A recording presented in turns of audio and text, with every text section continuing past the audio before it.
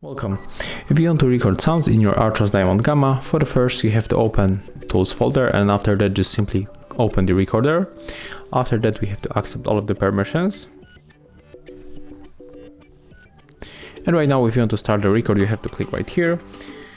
And right now the smartphone starts recording sounds, and if you want to finish, you have to click here on this marker. Click here, pause, tap on the marker.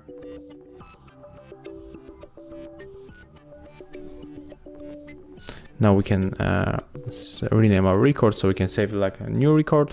Click save, tap return, and if you want to check this record, you have to click right here.